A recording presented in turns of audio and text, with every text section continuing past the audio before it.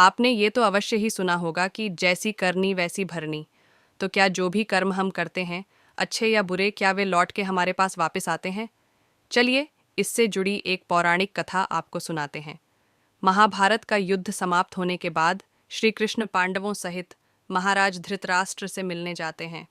उनसे मुलाकात के बाद जब श्री कृष्ण और पांडव वापस जाने लगते हैं, तो धृतराष्ट्र श्री कृष्ण को रोक के कहते हैं, हे माधव, अपने 100 पुत्रों की मृत्यु से मैं बहुत दुखी हूँ। इसलिए जो दिव्य दृष्टि महर्षि व्यास ने मेरे सारथी संजय को दी थी, उससे मैंने अपने पिछले 72 जन्मों तक के अपने सारे कर्म देखे, लेकिन मेरा कोई भी ऐसा कर्म मुझे नहीं मिला जिसकी वजह से मेरे पूरे कुल का नाश हो गया। तो फिर मैंने ऐसा क्या पाप किया है जिससे कि आज मैं पुत्र विहीन हो गया हूँ? श्री कृष्ण बोले, हे राजन, आपने अपने पिछले 72 जन्मों तक के कर्मों को तो देख लिया, लेकिन इस रहस्य को जानने से थोड़ा पहले ही आप लौट आए। अगर आप अपने पिछले 73वें जन्म के कर्मों को भी देख लेते, तो आपको अपने इस सवाल का जवाब मिल जाता। ये सुनते ही धृतराष्ट्र ने उत्सुकता से श्री कृष्ण से कहा, हे माधव, 43वें जन्म में मैंने ऐसा क्या पाप किया था जिसकी सज़ा मुझे इस जन्म में मिली?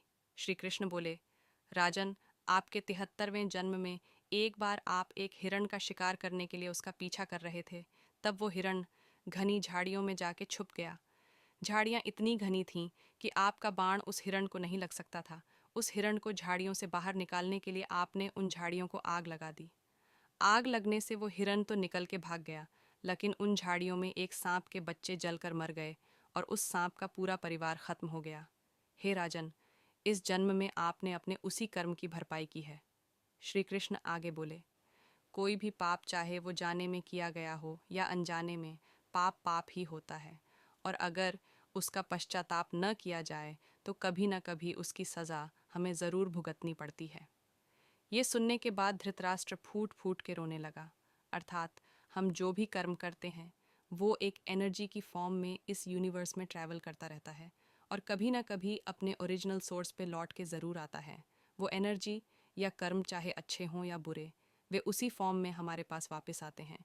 उसके लिए चाहे कई जन्म या कई युग ही क्यों ना लग जाए, वो एनर्जी कभी डिस्ट्रॉय नहीं होती।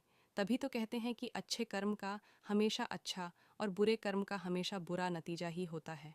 इसीलिए आज हम वो जो भी कर्म कर रहे हैं, वो कभी ना कभी लौट के ज़रूर हमारे पास आएगा, चाहे उसके लिए कितना भी वक्त लग जाए, पर वो कर्म लौट के आएगा ज़रूर। जो कर्म ज़्यादा होते हैं उसे बाद में, तथा जो कम होते हैं उसे पहले भोगने को मिलता है। वैसे इसका कोई एक ही पैमाना ना होकर परिस्थिति तथा दैवी कृपा से निर्धारण होते